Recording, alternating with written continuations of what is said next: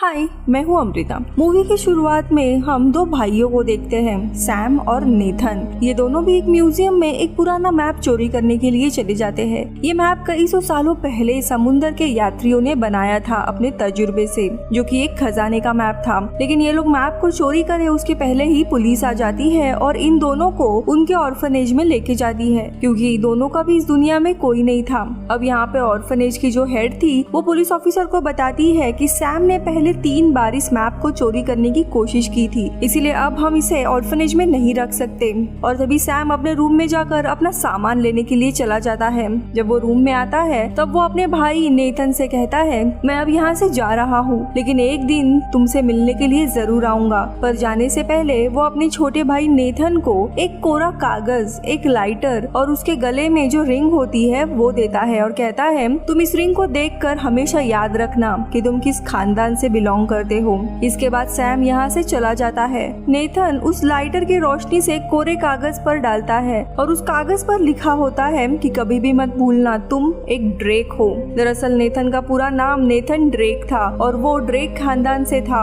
इनके पूर्वज भी समुद्र के यात्री हुआ करते थे। अब सैम के जाने के 15 साल बाद हमें नेथन को दिखाया जाता है, जो कि न्यूयॉर्क शहर में अब एक बारटेंडर था और साथ ही कुछ छोटी मोटी चोरियां करता था। एक दिन उसके बार में विक्टर नाम का आदमी आता है और वो नेथन को बताता है कि मैं तुम्हारे भाई के साथ मिलकर काम किया करता था और मैं चाहता हूँ कि तुम मेरे साथ मिलकर एक खजाने को ढूंढो। तो नेथन उसके साथ काम करने से मना कर देता है, लेकिन विक्टर अपना कार्ड वहाँ रख चला जाता है। अब यहाँ पे नेथन को अपने भाई को ढूंढना था, जिसने उसे 15 साल से नहीं देखा था। हालांकि नेथन का भाई सैम उसे हर साल पोस्ट कार्ड भेजा करता था, लेकिन उसे पता नहीं था कि उसका बड़ा भाई कहाँ पे है। इसीलिए वो विक्टर के घर चला जाता है। उसे वहाँ आने पर दीवार पर वही मैप दिखाई देता है जो बचपन में वो और सैम चोरी करने के लिए चले जाते थे। अब विक्टर उसे बताता है कि ये कोई आम मैप नहीं है, बल्कि एक खजाने का मैप है, जिस खजाने को ढूंढने के लिए कई लोगों की जान चली गई। इसके बाद एक मैगजीन में वो एक शिप का फोटो दिखाकर बताता है कि ये शिप कई सौ साल पुरानी है और इस शिप की कीमत 500 करोड़ रुपए है और इसी के अंदर वो खजाना है।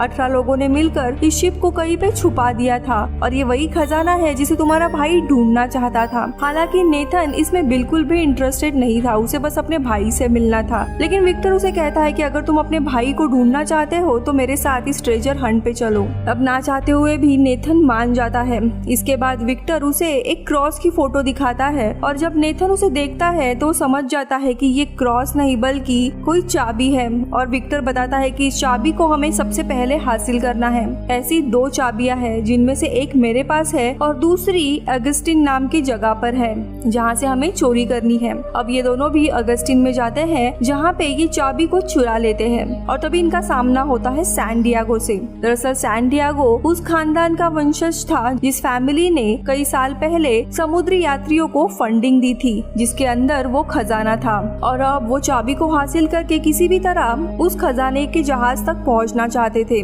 तभी यहाँ पर सैन डिएगो की एक काफी खतरनाक किलर जिसका नाम ब्रैडॉक होता है, वो विक्टर के गर्दन पर चाकू रखती है और उससे चाबी मांगती है। पर इससे पहले ही विक्टर उसे चाबी दे वहाँ पे सिक्योरिटी वाले आ जाते हैं और इनके बीच में लड़ाई हो जाती है। इसी मौके का फायदा उठाकर विक्टर और नेथन दोनों भी चाबी लेकर वहाँ से निकल जाते हैं। अब ये पहुँच जाते हैं बार्सिलोना, स्पेन में, जहाँ पर इनके पास एक लड़की आती है जिसका नाम फ्रेजर है, जो विक्टर के साथ पहले मिलकर काम किया करती थी। और नेथन को पता चलता है कि यहाँ पे दूसरी चाबी विक्टर के पास नहीं बल्कि फ्रेजर के पास है। इसीलिए वो विक्टर से पूछता है कि तुमने मुझसे झूठ क्यों कहा। तभी फ्रेजर कहती है, तुम इसको नहीं जानते, ये ऐसा ही है। और इसके बाद वो दूसरी चाबी भी विक्टर से चोरी करके वहाँ से भाग जाती है, लेकिन नेथन किसी तरह से फ्रेजर को पकड़ लेता है। जिसके बाद विक्टर उसे कहता है कि बिना नेथन के हम उस खजाने तक नहीं पहुँच सकते, इसलिए तुम्हें हमारे साथ रहना होगा। और अब फ्रेजर भी उनकी बात मान लेती है। दरअसल विक्टर और सैम यानी नेथन का भाई, इन दोनों ने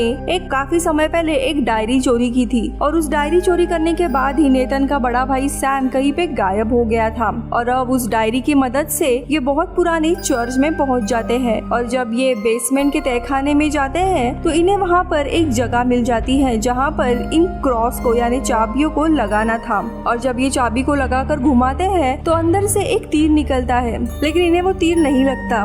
और अब ये चाबी को दूसरी तरफ घुमाते हैं जिसे यहाँ यहाँ पर एक दरवाजा खुल जाता है, जहाँ जाकर ये देखते हैं कि नीचे एक बहुत बड़ा तहखाना है, जहाँ पे दो अलग अलग रास्ते जाते हैं। अब ये तय करते हैं कि ये लोग अलग अलग होके जाएंगे। एक टीम में नेथन और फ्रेजर जाते हैं और विक्टर दूसरे रास्ते में अकेला जाएगा। पर जाने से पहले दोनों अपने मोबाइल को जीपीएस से जोड़ देते हैं ताकि दोनों को एक दूसरे की लोकेशन का पता चले। और अब नेथन और फ्रेजर आगे बढ़ते हुए एक क्लब में पहुंच जाते हैं। दरअसल किसी को पता नहीं था कि ये रास्ता क्लब जाता है और क्लब में ये देखते हैं वहाँ पर एक चाबी लगाने का स्लॉट है। पर तभी सैन डिएगो के लोग इनके ऊपर हमला कर देते हैं, लेकिन किसी तरह से ये चाबी से दरवाजा खोलकर उस खुफिया कमरे के अंदर चले जाते हैं, जहाँ जाने के बाद इन्हें दिखता है कि वहाँ पर एक और तीसरा दरवाजा भी है। फ्रेजर उस पर चाबी लगाकर घुमाती है और तभी यहाँ पर पानी भरना शुरू हो जाता है, क्योंकि ये दरवाजा ऊपर एक फाउंटेन से जुड़ा हुआ था और इसी दरवाजे को खोलने से पहले इन्हें एक दूसरा दरवाजा खोलना था,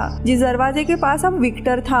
विक्टर दरवाजे को खोलने वाला था, लेकिन तभी वहाँ पर सैन डिएगो की वही किलर यानी ब्रैडॉक हमला कर देती है। वही हमें नेथन और फ्रेजर को दिखाया जाता है जो पानी में डूब रहे होते हैं। दोनों भी मरने वाले थे, लेकिन तभी विक्टर उस किलर को बेहोश करके दरवाजा खोल देता है, जिससे दोनों की भी जान बच जाती है। जिसके बाद ये उस दरवाजे से ऊपर चले आते हैं, जहाँ पर ये विक्टर को देखते हैं जो अभी भी इस केबिन के बाहर के जाली से इन्हें देख रहा था। ये विक्टर से दूसरी चाबी मांगते हैं क्योंकि इनके सामने एक और दरवाजा था। हालांकि विक्टर इन्हें चाबी नहीं देना चाहता था, लेकिन उसके पास कोई ऑप्शन नहीं था, इसीलिए वो अब चाबी दे देता है और चाबी नेथन के पास होती है। नेथन देखता है कि उस दरवाजे पर एक निशान है। वो दोनों चाबियों को मिलाकर वैसा ही निशान बनाता है और दरवाजे के लॉक पर लगाता है और उसे घुमाने के बाद दरवाजा खुल जाता है। अब दोनों के दोनों दरवाजे के अंदर चले जाते हैं, जहाँ पर 3 बहुत बड़े बड़े पॉट्स होते हैं। इन्हें लग रहा था खजाना इन पॉट्स के अंदर ही है, लेकिन जब फ्रेजर उसके अंदर देखती है तो उसमें बस नमक के अलावा कुछ भी नहीं था।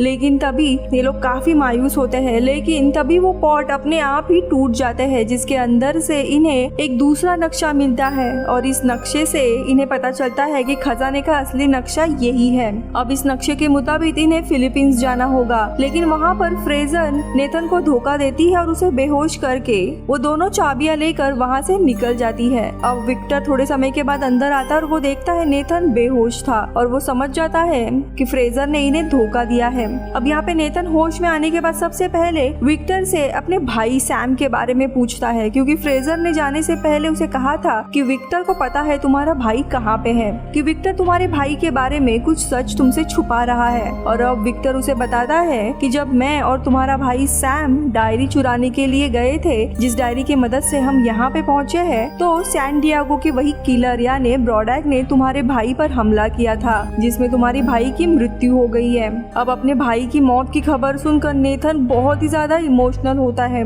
तभी विक्टर उससे कहता है कि तुम्हारा भाई हमेशा इस खजाने को ढूंढना चाहता था, तुम्हें अपने भाई की आखिरी इच्छा को जरूर पूरा करना चाहिए। तभी नेथन उससे कहता है कि मैं अपने भाई के खातिर वो खजाना ढूंढने में तुम्हारी मदद करूंगा, लेकिन उसके बाद हम दोनों भी अलग हो जाएंगे। वही हम फ्रेजर को देखते हैं, जहाँ पे वो सैन डिएगो के पास आती है, यानी कि वो सैन डिएगो के लिए ही काम किया करती थी, यानी वो सैन डिएगो से मिली हुई थी। यहाँ पे वो किलर ब्रॉडैक भी होती है जिसने नेथन के भाई सैम को मारा था। अब यहाँ पे फ्रेजर वो नक्शा और चाबियां सैन डिएगो को देती है। ये सब चेक करने के बाद ये तीनों भी एक कार्गो प्लेन में अपना जरूरी सामान और अपने टीम के साथ फिलीपींस के लिए निकल पड़ते हैं। अब रास्ते में सैन डिएगो ब्रॉडैक और फ्रेजर को बताता है कि जिस खजाने की तलाश में हम जा रहे हैं, दरअसल वो मेरे पूर्वजों का है। अब ये बात सुनकर और तभी ब्रॉडैक उसे जान से मार देती है ताकि पूरा खजाना उसके पास आ जाए। ये देखकर फ्रेजर काफी डर जाती है और कहीं छुपने के लिए निकल जाती है, क्योंकि उसे पता था अगला नंबर अब उसका है। वही हम कार्गो के लगेज डिपार्टमेंट को देखते हैं, जहाँ पर गाड़ी के अंदर छुपकर नेथन और विक्टर भी कार्गो के प्लेन के अंदर आ गए होते हैं। और अब जब ब्रॉडैक अपने आदमियों के साथ फ्रेजर को मारने के लिए उसे ढूंढ रही होती है, तो इसी मौके का फायदा उठाकर नेथन और विक्टर उस मैप को एक बार फिर से हासिल कर लेते हैं, जिसकी मदद से ये यहाँ से पैराशूट से कूदने की तैयारी करते हैं। अब यहाँ पे विक्टर तो पैराशूट के साथ कूद जाता है, लेकिन नेथन यहाँ से नहीं जाता, क्योंकि उसे ब्रॉडैक से बदला लेना था। यहाँ पे ब्रॉडैक का जितना भी सामान होता है, वो सारा सामान वो इन सारे लगेज को एक पैराशूट से अटैच कर देता है और इसके बाद सारा सामान नीचे गिरा देता है। वो ब्रॉडैक को यहाँ पर मारना चाहता था, लेकिन यहाँ पर एक गाड़ी के अंदर फ्रेजर भी छुपी हुई होती है, जो नीचे की तरफ आना शुरू हो जाती है और वो सीधा नेथन से टकरा जाती है और नेथन भी फ्रेजर और गाड़ी के साथ प्लेन से नीचे गिर जाता है। फ्रेजर नेथन से कहती है कि जल्दी से तुम्हारा पैराशूट खोल दो, लेकिन नेथन के पास कोई भी पैराशूट नहीं था, इसीलिए दोनों के दोनों हवा में उसी लगेज की तरफ जंप मारते हैं और जल्दी लगेज तक पहुंच जाते हैं जिसमें एक पैराशूट था और नेथन उस पैराशूट को खोल देता है और उसी की मदद से दोनों भी सुरक्षित पानी में लैंड कर जाते हैं। दरअसल अब ये फिलीपींस पहुंच चुके थे। वहाँ पर रात को एक होटल के अंदर ये लोग स्टे करते हैं। यहाँ पर हम देखते हैं जो मैप होता है वो सीक्रेट कोडेड के रूप में था। फ्रेजर को कुछ भी समझ नहीं आता, इसीलिए नेथन पूरी रात इन कोड्स को सुलझाने में लग जाता है। दरअसल उसके भाई सैम बीते हुए दिनों में कई सालों तक नेथन को पोस्ट कार्ड भेजा करता था और इन पोस्ट कार्ड में इन क्लूज को समझाने के तरीके भी उसने भेजे थे, जिन्हें समझकर अब नेथन उस लोकेशन को क्रैक करता है जहाँ पे खजाने की लोकेशन थी।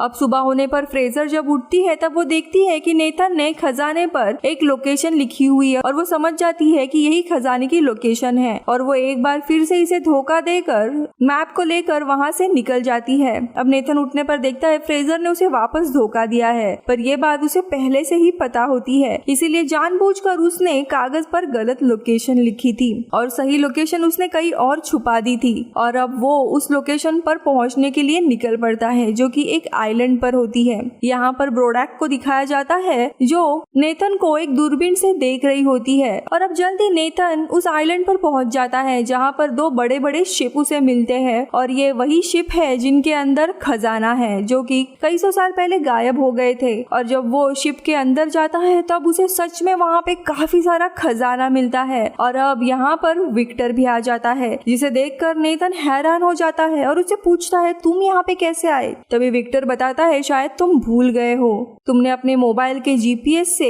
मेरे मोबाइल को कनेक्ट किया था, इसीलिए मैं हमेशा मुझे पता था कि तुम कहाँ पर हो। अब ब्रोडैक भी अपने लोगों के साथ यहाँ पर पहुँच जाती है। अब उसे और उसके लोगों को देखकर ये दोनों भी छुप जाते हैं क्योंकि ब्रोडैक के पास काफी सारे हथियार थे। यहाँ पे ब्रोडैक को पता होता है कि ये शिप करोड़ों में बिक सकती है, इसीलिए उसके पास जो हेली कैरियर होता है वो इनसे इन शिप को हवा में उठा लेती है और अब विक्टर और नेथन दोनों के दोनों बाहर आ जाते हैं और शिप में जितने भी ब्रोडैक के लोग होते हैं सबको ऊपर से नीचे गिराकर हेली कैरियर पर अपना कब्जा कर लेते हैं। अब यहाँ पे ब्रोडैक ये देख लेती है और वो दूसरे शिप से इन पर हमला करती है। वो अपने हेली कैरियर को इनके पास लाती है और उसके जितने भी लोग होते हैं वो इनके शिप पर आ जाते हैं और वो नेथन पर हमला कर देते हैं। नेथन भी उनसे मुकाबला करता है। विक्टर हेली कैरियर को चला रहा होता है और अब नेथन देखता है कि इनके सामने ब्रोडैक का ही शिप आ रहा है, यानी कि जो उसका हेली कैरियर है वो उसी के तरफ आ रहा था। यहाँ पे एक पुराने शिप में उसे एक तोप भी मिलती है और उस तोप की मदद से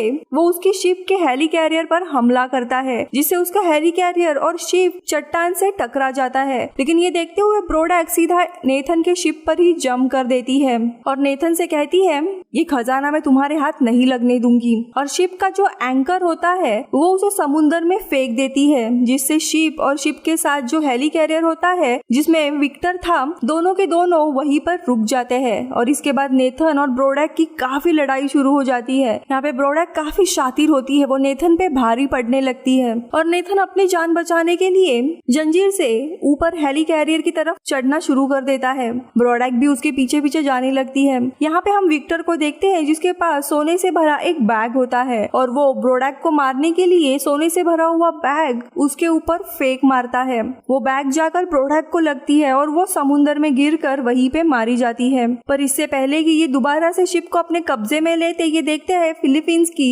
नेवी यहाँ पर आ रही है। ये समझ जाते हैं कि अब इन्हें यहाँ से निकलना होगा। विक्टर बहुत ही ज्यादा दुखी होता है क्योंकि खजाना उसके हाथ में नहीं मिला था और तभी नेथन उसे दिखाता है कि उसके पास अभी भी कुछ गोल्ड है जो उसने चुपकर अपने साथ लिया था। और तभी हमें समुद्र में फ्रेजर को दिखाया जाता है जो कि इन दोनों का पीछा कर रही होती है, जिसे नेथन ने बेवकूफ बना दिया था।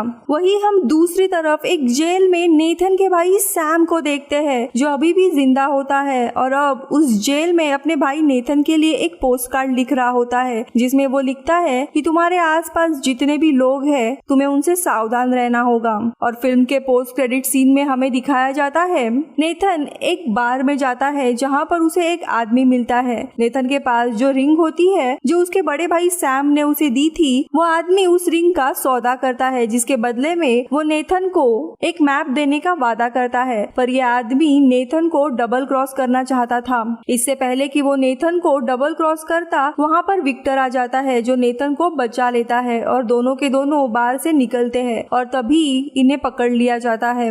अब इन दोनों को किसने पकड़ा है इसके बारे में हमें इस पार्ट में कुछ भी नहीं बताया था। शायद इसका दूसरा पार्ट भी आएगा जहाँ पे हमें सैम के बारे में भी पता चलेगा और मूवी इधर ही खत्म होती है। Bye bye.